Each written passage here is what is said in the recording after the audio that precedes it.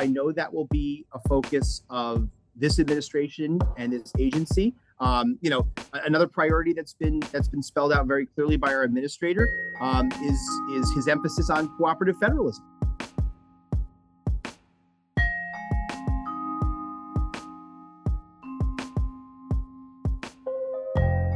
Hi there, it's WAMC News Director Ian Pickus, and on this episode of the WAMC News Podcast, a conversation with the new regional administrator of the EPA. Well, former New York State Senator Michael Martucci has been tapped as Region 2 Administrator for the Environmental Protection Agency. The region covers New York, New Jersey, Puerto Rico, and the Virgin Islands.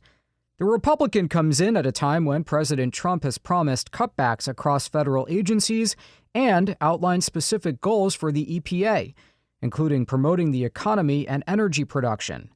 Martucci will answer to former Long Island Congressman Lee Zeldin, who's now running the agency. My colleague Jesse King from WAMC's Hudson Valley Bureau spoke with Martucci about his plans. I came here and have been blessed with some of the most intelligent and dedicated career staff. I'm talking about, scientists, engineers, lawyers, folks who do community engagement work on the ground in our communities. And these are people who have been working on some of the biggest environmental issues the region faces for decades.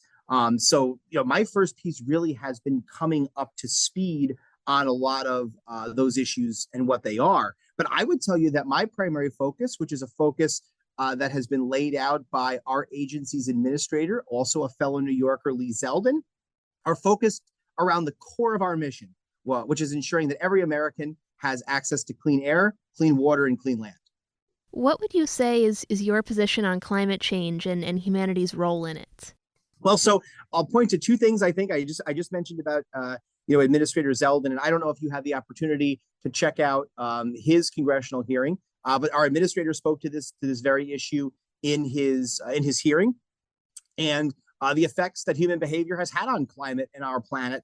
And I would tell you that I approach that much in the same fashion. There's no doubt that there are issues that we're dealing with here in our region that are connected to climate change and the effects of climate change. So, as I begin to dig a bit deeper with our team here, our career team, again, like the folks I was talking about, our scientists and our engineers, I'm really interested in their plans and ideas that they have, actionable steps that we can take to make this planet a healthier place for all of us. Well, I'd like to chat a little bit about some specific issues in New York. Something that I've been doing a lot of reporting on is PCB contamination in the Hudson River. The EPA recently released its third 5-year review of a GE dredging project in the Upper Hudson, and it led to a lot of frustration from environmental advocates here because they want the EPA to declare the dredging not protective of the environment. They say data shows that it's not working, but the latest 5-year review of the EPA said it doesn't have enough data. So I guess I'm just wondering, I want to get your thoughts on the situation. Like, what do you view as the disconnect here? Yeah, so Jesse, as I said, I've really been coming up to speed on a lot of the key issues around the region with the staff, the career staff that are here. And while I have not had the opportunity to dig deep into this, and I expect to be digging very deep into this issue in the coming weeks, what I do know right now is that EPA at our regional level here is declining a final determination until more review is conducted. I think that perhaps you and I could circle back on this in just a few weeks once I really have an opportunity to understand in greater depth exactly the work that's been done there, the work that potentially is planned there. But right now, what I do know about this is that more data is needed in order for the agency to make a final determination. New York has moved to eliminate gas stoves and heating in new construction. Do you think this is a good idea? From my perspective here, and things that you've been seeing our administrator talk a little bit about, I'll say overall is that one of the things that we're focused on doing here is being protective of the environment and at the same time acknowledging some economic pain that people are feeling right now. While you can talk about specific state mandates and what those mandates mean, from our perspective, protecting our environment and making life easier and more affordable for people that live in the region are not mutually exclusive. And I think that the approach that I'm looking to take is to be informed on the science and at the same time pay attention to the economics of things that are happening right now, and acknowledge that every single person driving an electric car is just economically infeasible. Folks can't afford that, right? That's not something that's affordable right now for the average everyday New Yorker or person who lives in New Jersey or any part of this region for that matter. So really what it comes down to is balance. And I think that in the coming weeks, as our administrator really becomes seated in the agency, you're going to see some more priorities come down as it relates to this balance. And those are things that I'm looking to employ here in the region. But what I do want to say, while balance is important, the mission of the EPA, of this agency, remains unchanged. And that is to protect the environment and protect human health.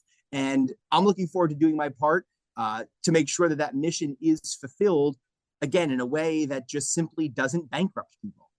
Well, on that note about balance, the president has said he wants to promote energy production, including fracking, across the U.S. How do you reconcile that with laws in New York where fracking is banned? Well, so I mean, yeah, you speak about New York, and the state has its fracking ban, which is currently the law in New York. Jesse, I don't know. I can't sort of speak to how changes in federal policy, whatever they will be, will impact individual states, and I don't want to speculate on that either. But what I will say is that the president has been very clear about the fact that energy production and domestic energy production is important, right? So I know that will be a focus of this administration and this agency. Another priority that's been spelled out very clearly by our administrator is his emphasis on cooperative federalism, right? And ensuring that states have their role, and we work cooperatively with states. So I think that in places like New York and New Jersey, there will be times when the federal administration's priorities conflict with state priorities. I don't know exactly how that spells out right now, but what I will also say is that from an agency perspective and from my perspective in relation to state partners, even when we have disagreements on policy, the things I have done in the first couple of weeks that I've been here is connected with the state DEC commissioners in both of the states, DEC in New York and DEP in New Jersey, and have connected with those commissioners and expressed that we want to work alongside of them and with them cooperatively throughout this administration, because the challenges that we face in terms of protecting human health and the environment can't just be done by the staff here in Region 2. We need our state partners and our local partners. So, I think that has also been one of the priorities that I've laid out in the first 2 weeks, is be clear that while there might be policy differences in the future, what that doesn't mean is that we're not going to work cooperatively when it comes to our core mission. I know you're just in your first weeks on the job here, but in these first 2 weeks, what are some specific locations maybe with air and water pollution that have caught your eye that you want to hone in on? Well, I think that from the two highest levels, I've been briefed by our air division, and as you probably are aware, one of our big focuses are areas, what we call areas of non-attainment, areas that don't meet air quality standards. I want to see a region where every single person in this region is breathing air that meets our air quality standards. So my laser focus is going to be in places right now that we're not reaching attainment, right? Those are going to be our priority areas that we focus on. And we've got some of them here, not only sort of in the northern part of the region. When I say that, what I mean is in New York and New Jersey, but also in places like Puerto Rico, where we have non-attainment areas. So that would be, I guess, succinctly on the air front, we're going to look at those non-attainment areas.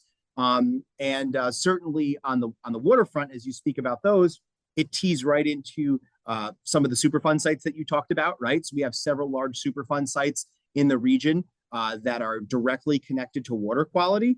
And lastly, and finally, on the clean land front, we have a team here in a division that's focusing, again, this sort of falls under Superfund, but also under a very important program, which is a brownfields program that is centered in economic development. You call a place like Newburgh home, that even, communities like yours have brownfield sites. And I look forward to prioritizing those sites. A lot of these are former industrial sites that, can be repurposed and reused in a good economic way. We're fixing community blights, and we're creating opportunities in places that I think will benefit from them in a tremendous way. The other piece, Jesse, again, is I've been here 2.5 weeks, but what I'm super excited to do is get out on the road and spend some time in these communities, connecting on the ground and finding these opportunities in connection with our local partners. And I'm talking about going out and meeting small city mayors. I'm talking about going out and meeting with county and local representatives, some of my former colleagues in the state legislature in New York, and new folks who I'll meet in New Jersey, to try to identify these places and communities, because that's the kind of work that I'm most interested in doing. Lastly, the president has said that he wants to cut spending at the EPA and most federal agencies, really. How do you see that impacting your staff and your role as Region 2 administrator? Well, look, so there's two pieces to this, right? So as you know, the administration has undertaken a deep dive and deep review of many of the contracts and grants that are currently held by the agency. Certainly that is something that's been a priority in terms of the new administration wrapping its hands around spending and making sure that every single tax dollar that's a hard-earned tax dollar by an American that's provided to this agency is used in a responsible way.